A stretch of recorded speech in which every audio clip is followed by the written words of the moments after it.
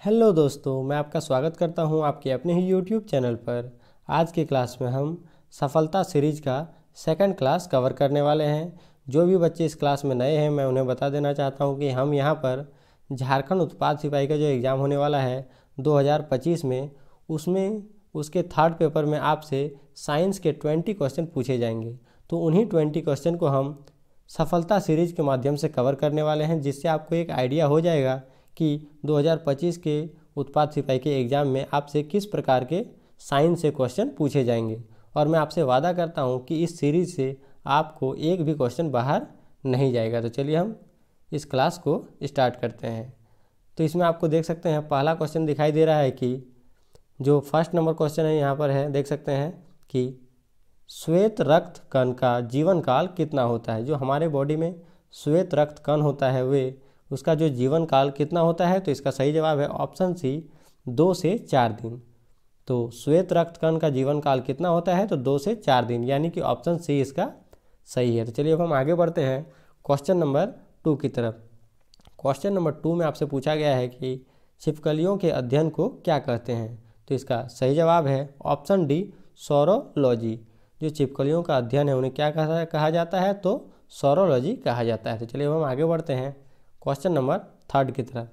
Question number 3 में आपसे पूछा गया है कि आधुनिक आवर्त सारणी में वर्ग की संख्या कितनी है। तो इसका सही जवाब है ऑप्शन बी 9। आधुनिक आवर्त सारणी में वर्ग की संख्या कितनी है, तो वो 9 है। तो चलिए हम आगे बढ़ते हैं क्वेश्चन नंबर 4 की तरफ। क्वेश्चन नंबर 4 में आपसे पूछा गया है कि संतरा में कौन सा अम्ल पाया जाता है। तो इसका सही जवाब है ऑप्शन सी सिट्रिक अम्ल। जो संतरा होता है उसमें कौन सा अम्ल पाया जाता है, सिट्रिक अम्ल। चलिए अब हम आगे बढ़ते हैं। इसके बाद इसमें आपसे क्वेश्चन नंबर 5 में पूछा गया है, देख सकते हैं कि मानव मूत्र का पीएच मान कितना होता है। तो इसका सही जवाब है ऑप्शन बी 6। मानव जो मूत्र है उसका पीएच मान कितना होता है, तो 6 होता है। तो चलिए अब हम देखते हैं क्वेश्चन नंबर 6 की तरफ। क्वेश्चन नंबर 6 में आपसे क्वेश्चन पूछा गया है कि आवर्त सारणी में सबसे भारी धातु कौन सी है। तो इसका सही जवाब है ऑप्शन बी ओस्मियम। जो ओस्मियम धातु है वो सबसे भारी होती है। तो चलिए अब हम आगे बढ़ते हैं क्वेश्चन नंबर 7 की तरफ। क्वेश्चन नंबर 7 में आपसे पूछा गया है कि विद्युत आवेश का एसआई मात्रक क्या होता है। तो इसका सही जवाब है ऑप्शन सी कूलाम। कूलाम विद्युत आवेश का एसआई मात्रक होता है। चलिए अब हम देखते हैं क्वेश्चन नंबर 8 को। क्वेश्चन नंबर 8 में आपसे प्रश्न पूछा गया है कि किस माध्यम में ध्वनि की चाल सबसे कम होती है। तो इसका सही जवाब है ऑप्शन ए कार्बन डाइऑक्साइड। यहाँ पर दिए गए ऑप्शनों में कार्बन डाइऑक्साइड में सबसे ध्वनि की चाल सबसे कम होती है। तो चलिए हम आगे बढ़ते हैं क्वेश्चन नंबर 9 की तरफ। क्वेश्चन नंबर 9 में आपसे पूछा गया है कि देख सकते हैं निम्न में से मानव मस्तिष्क का सबसे विकसित भाग कौन सा है। तो इसका सही जवाब है ऑप्शन ए सेरिब्रम। जो सेरिब्रम है वो मस्तिष्क का सबसे विकसित भाग है। चलिए हम आगे बढ़ते हैं क्वेश्चन नंबर 10 की तरफ। तो क्वेश्चन नंबर 10 में आपसे पूछा गया है कि मानव मस्तिष्क का कौन सा भाग दर्द, ठंडा एवं गर्म जैसे भावों को पहचानने का कार्य करता है। तो इसका सही जवाब है, देख सकते हैं ऑप्शन सी थैलमस। जो थैलमस है हमारे मस्तिष्क का, वो क्या करता है, दर्द, ठंडा और गर्म जैसे भावों को पहचानने का काम करता है। चलिए हम आगे बढ़ते हैं क्वेश्चन नंबर 11 में आपसे पूछा गया है कि मानव शरीर के वृक्क यानी कि किडनी में बनने वाली पथरी किसकी बनी होती है। तो इसका सही जवाब है, देख सकते हैं ऑप्शन ए कैल्शियम ऑक्सलेट।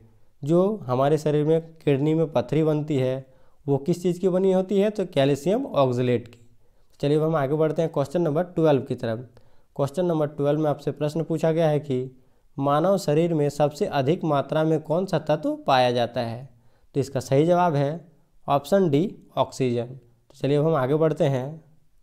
तो इसमें आपसे 13 नंबर क्वेश्चन पूछा गया है, देख सकते हैं कि नमक का रासायनिक सूत्र क्या है। तो इसका सही जवाब है ऑप्शन बी NaCl। आगे बढ़ने से पहले मैं आपको बता देना चाहता हूं कि आपने अभी तक हमारे YouTube चैनल को सब्सक्राइब नहीं किया है तो सब्सक्राइब कर लें और बेल आइकन को भी दबाएं, जिससे आपको हमारी वीडियो का नोटिफिकेशन सबसे पहले मिले। तो चलिए हम देखते हैं क्वेश्चन नंबर 14 को। क्वेश्चन नंबर 14 में आपसे प्रश्न पूछा गया है कि देख सकते हैं डिग्री सेल्सियस में मानव शरीर का सामान्य ताप कितना होता है। तो इसका सही जवाब है ऑप्शन बी 37 डिग्री सेल्सियस। तो चलिए हम आगे बढ़ते हैं क्वेश्चन नंबर 15 की तरफ। क्वेश्चन नंबर 15 में आपसे प्रश्न पूछा गया है कि देख सकते हैं शुष्क सेल में एनोड किससे बना होता है? तो इसका सही जवाब है ऑप्शन ए ग्रेफाइट यानी कि कार्बन का बना होता है एनोड। चलिए अब हम बढ़ते हैं क्वेश्चन नंबर 16 की तरफ। क्वेश्चन नंबर 16 में आपसे प्रश्न पूछा गया है कि उत्प्लावन का सिद्धांत की खोज किसने की थी? तो इसका सही जवाब है ऑप्शन ए आर्किमिडीज के द्वारा उत्प्लावन के सिद्धांत की खोज की गई है। तो चलिए अब हम आगे देखते हैं क्वेश्चन नंबर 17 की तरफ। क्वेश्चन नंबर 17 में आपसे पूछा गया है कि मानव शरीर में एनीमिया रोग किसकी कमी के कारण होता है? तो इसका सही जवाब है ऑप्शन बी आयरन। आयरन की कमी के कारण शरीर में क्या हो जाता है? एनीमिया की यानी बोल सकते हैं एनीमिया रोग हो जाता है। तो चलिए हम आगे बढ़ते हैं क्वेश्चन नंबर 18 की तरफ।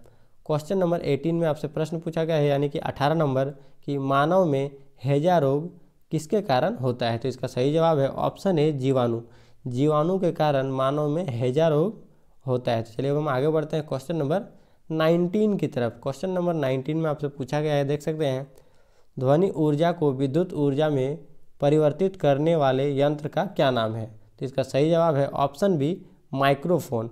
माइक्रोफोन के द्वारा ध्वनि ऊर्जा को विद्युत ऊर्जा में बदला जाता है। तो चलिए हम आगे बढ़ते हैं क्वेश्चन नंबर 20 की तरफ। क्वेश्चन नंबर 20 में आपसे पूछा गया है कि देख सकते हैं, एक सामान्य नेत्र के लिए सुस्पष्ट दृष्टि का न्यूनतम दूरी क्या है? तो इसका सही जवाब है ऑप्शन बी 25 सेंटीमीटर।